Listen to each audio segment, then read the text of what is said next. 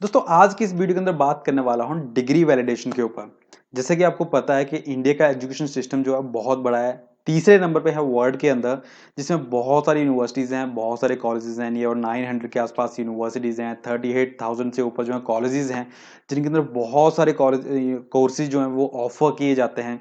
जिसमें भी अलग अलग टाइप के यूनिवर्सिटीज़ हैं, सेंट्रल यूनिवर्सिटीज़ हैं, स्टेट यूनिवर्सिटीज़ हैं, आपके प्राइवेट हैं, ऑटोनमस कॉलेजेस हैं, स्टैंड अलोन हैं। वो इस वीडियो के अंदर मैं डिस्कस करने वाला हूँ कि कौन कौन सी अथॉरिटीज़ हैं, कैसे जो है डिग्री वैलिड माना जाता है, और आपका डिग्री जो आपने किया हुआ है, जिस कॉलेज से किया हुआ है, वो कॉलेज वैलिड होगा या नहीं होगा। आज की इस वीडियो के अंदर बात करने वाला हूँ। तो नमस्कार दोस्तों, मैं अमित शर्मा स्वागत करता हूँ आपका अपने इस नई वीडियो के अंदर।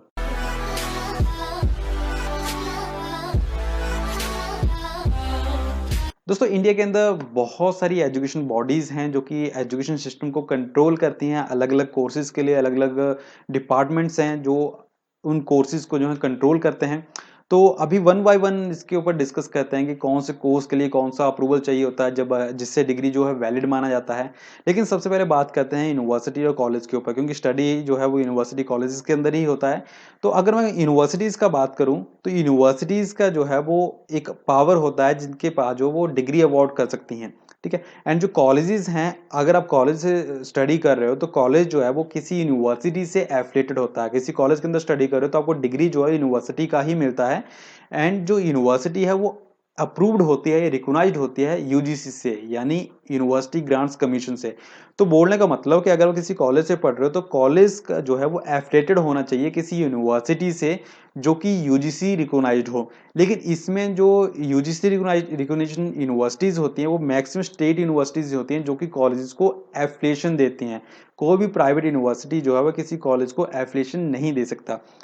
तो बोलने का मतलब कि अगर आप किसी यूनिवर्सिटी के अंदर पढ़ रहे हो तो वो यूनिवर्सिटी जो है वो यूजीसी से रिकॉग्नाइज्ड होनी चाहिए, एंड कॉलेज जो है वो एफिलिएटेड होना चाहिए यूनिवर्सिटी से, तब आपका डिग्री जो है वो वैलिड माना जाता है। लेकिन सभी कोर्सेज के लिए इतना अप्रूवल काफ़ी नहीं होता है, यूजीसी और यूजीसी का अप्रूवल काफ़ी नहीं होता है। अलग अलग कोर्सेज के लिए अलग अलग डिपार्टमेंट्स हैं। तो जो प्रोफेशनल बॉडीज़ हैं उनके ऊपर बात करूं तो जैसे सबसे पहले हम टेक्निकल कोर्सेज का बात करें, जैसे बीटेक हो गया, एमटेक हो गया। तो बीटेक या एमटेक के लिए जो अप्रूवल अथॉरिटी है वो है एआईसीटी, यानी कि all India council for technical education. जितने भी टेक्निकल कोर्सेज हैं, चाहे आप कॉलेज से कर रहे हो उनको, तो अगर आप कॉलेज से उन टेक्निकल कोर्सेज को कर रहे हो तो उस कॉलेज का एआईसीटी से अप्रूव्ड होना जरूरी है। अगर वो कॉलेज एआईसीटी से अप्रूव्ड नहीं है तो आपका डिग्री जो है वैलिड माना नहीं जाएगा। लेकिन ये अगर आप यूनिवर्सिटी से कर रहे हो, किसी यूनिवर्सिटी के अंदर पढ़ रहे हो, तो अगर उस यूनिवर्सिटी के पास एआईसीटी का अप्रूवल नहीं है तो इतना प्रॉब्लम नहीं है, क्योंकि एक यूजीसी रिकॉग्नाइज्ड यूनिवर्सिटी के लिए एआईसीटी का अप्रूवल मैंडेटरी नहीं है। अगर हो उसके पास तो वेल एंड गुड है, अगर नहीं है तो कोई बात नहीं, आपको कोई प्रॉब्लम नहीं आने वाला उससे। लेकिन अगर कॉलेज के अंदर है तो कॉलेज का अप्रूव्ड होना जरूरी है एआईसीटी से। तो इस चीज का ध्यान रखें। नेक्स्ट बात करते हैं फार्मेसी कोर्सेज की। तो अगर आप किसी भी कॉलेज के अंदर या यूनिवर्सिटी के अंदर फार्मेसी कोर्सेज कर रहे हो, जिसमें डी फार्मा हो गया, बी फार्मा है, एम फार्मा हो गया, फार्मा डी वगैरह हो गए, तो वो कॉलेज या यूनिवर्सिटी दोनों जो है वो फार्मेसी काउंसिल ऑफ इंडिया से अप्रूव्ड होना जरूरी है। यहाँ पे ऐसा नहीं है कि फार्मेसी यूनिवर्सिटी के लिए फार्मेसी काउंसिल का अप्रूवल नहीं चाहिए, वो दोनों के लिए चाहिए। चाहे कॉलेज के अंदर आप पढ़ रहे हो, चाहे आप यूनिवर्सिटी के अंदर, अगर वो कॉलेज जो है वो फार्मेसी काउंसिल ऑफ इंडिया से अप्रूव्ड नहीं है, यूनिवर्सिटी अप्रूव्ड नहीं है, तो आपका डिग्री जो है वैलिड नहीं होगा। इसके बाद बात करते हैं लॉ कोर्सेज की, जिसमें आपका एलएलबी हो गया, एलएलएम हो गया, या फिर इंटीग्रेटेड कोर्सेज है। तो जो लॉ कोर्सेज हैं उनके लिए अप्रूवल का जरूरत होता है बार काउंसिल ऑफ इंडिया का, यानी कि बीसीआई जिसको बोला जाता है।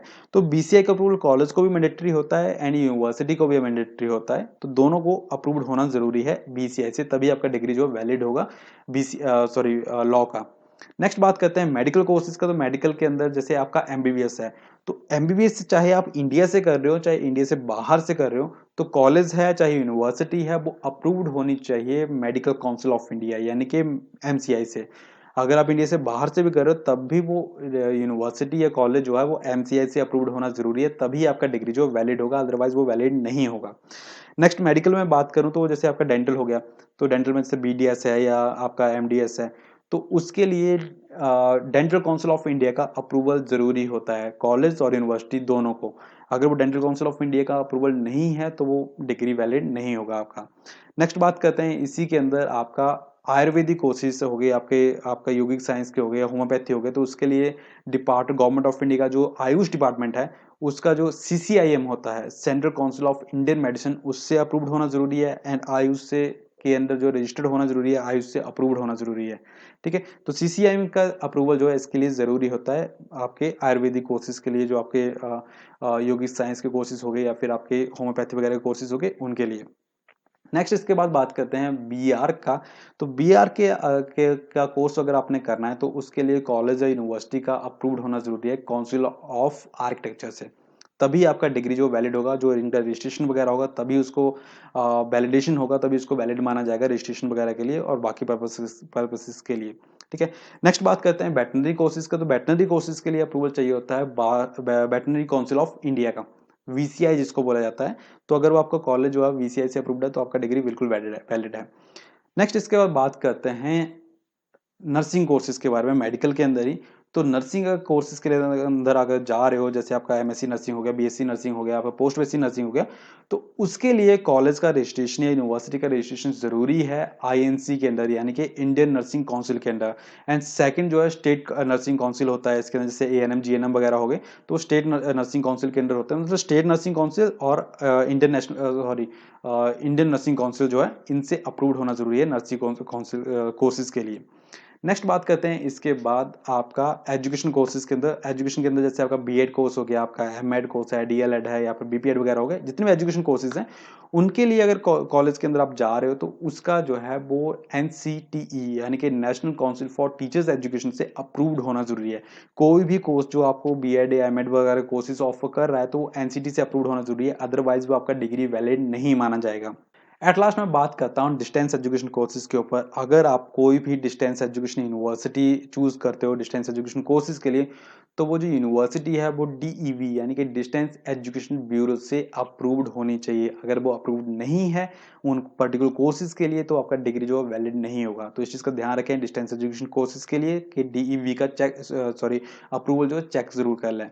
ठीक है, एट लास्ट एक मैं एग्रीकल्चर की बात तो आपको क्लियर कर देता हूँ कि कई बोलते हैं कि एग्रीकल्चर के लिए आईसीएआर का अप्रूवल जरूरी होता है। तो आपको मैं बता दूं कि आईसीएआर जो है स्टैट्यूटरी बॉडी नहीं है, वो किसी भी कॉलेज को, किसी भी यूनिवर्सिटी को अप्रूवल्स नहीं दे सकती है, ना ही देती है। ठीक है, तो हाँ, उनका बस एक्रेडिटेशन का है, वो एक्रेडिटेशन देती है कॉलेजेस को।